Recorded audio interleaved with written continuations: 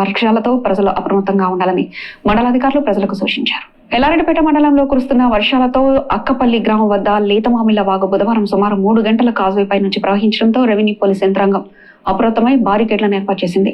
మండల వ్యాప్తంగా శిథిలావస్థలో ఉన్న సుమారు 5 ఇండ్లు పాక్షికంగా కూలిపోయాయని అధికారులు తెలిపారు.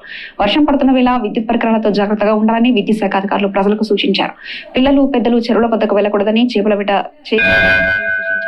వర్షాల వల్ల ఎక్కడా ఎలాంటి విపత్కర పరిస్థితులు ఏర్పడినా శాఖాపరంగా తమ దృష్టికి తీసుకురావాలని tahsildar Sujatha, CA Venkatesh, NPDCL AE Rakesh Reddy ప్రజలకు విజ్ఞప్తి చేశారు. ప్రస్తుతం శిథిలావస్థలో ఉన్న వారు వారికి ఎలాంటి సౌకర్యం లేకపోతే తమ దృష్టికి తీసుకొస్తే తాత్కాలిక పునరావాసం కల్పిస్తామని తహసీల్దార్ సుజాత తెలిపారు.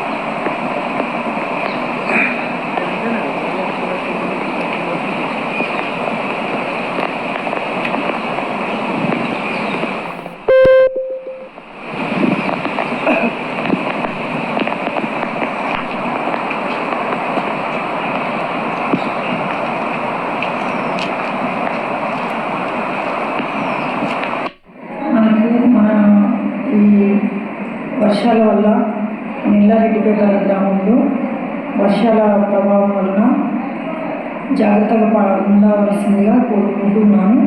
ఏంటంటే ఇప్పుడు మనకి నిన్న ఒక్కరోజు వర్షంకే అక్కపల్లి దారి కంప్లీట్, అంటే ఒక 2-3 అవర్స్ అయితే మనుషులు పోరాకుండా జరిగింది. కల్వర్ట్ కంప్లీట్గా క్లోజ్ అయిపోయింది.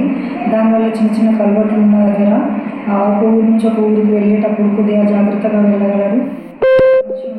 ఉన్నందున ఇల్లు కూడా కూలుతున్నాయి, పాత ఇల్లు. ఆ ఇల్లు కూడా ఏంటంటే మనకి పాత ఇల్లు కొంచెం గోడలు అవి ఉన్నా కానీ ఇంట్లో ఉంటే ప్రమాదం ఏర్పడుతుంది. అట్లాంటి ఇళ్ళ నుంచి కొంచెం కూలడానికి కొద్దిగా మనకు సూచన అనిపించినా కానీ పక్క ఇంట్లోకి ఎక్కడికన్నా వెళ్ళి మాకు ఇన్ఫార్మ్ చేసిన, నిజంగా వాళ్ళకి ఎలాంటి ఆధారం లేకుండా ఉంటే మాకు ఇన్ఫార్మ్ చేసినట్టయినా మేము స్కూల్ కానీ ఏదైనా మాట్లాడి ఉంచగలుగుతాము.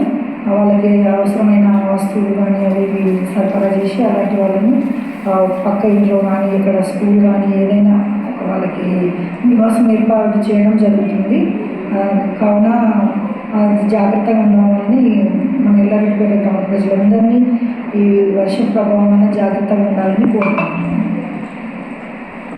ఎల్లారెడ్డిపేట సర్కిల్ ప్రజలందరూ కూడా వర్షాలు కంటిన్యూగా పడుతున్నాయి గత 3 రోజులుగా ఉంది. కాబట్టి అందరూ కూడా అప్రమత్తంగా ఉండండి. ఎక్కడైతే కొంచెం రోడ్డు ఎక్కడైనా ఇప్పటివరకైతే ప్రాబ్లం లేదు, బట్ ఎక్కడైనా కాజ్వేస్ కల్వర్ట్స్ ఉన్న దగ్గర వాటర్ పోతామంటే తక్కువ లోతే ఉంది కదా అని చెప్పి దాంట్లో దిగిపోయి వరద ఫ్లో అనేది బయటకు కనబడదు. వాటర్ పోతామంటే ఇన్నర్గా ఉండి తర్వాత కొట్టుకోవడం జరుగుతుంది. కాబట్టి అట్లాంటి ఏం చేయకండి. మేము అన్నీ కూడా బ్లాక్ చేస్తున్నాం. ఎక్కడైతే రోడ్ వేస్ దాటిపోయే వాటిని బ్లాక్ చేస్తున్నాం.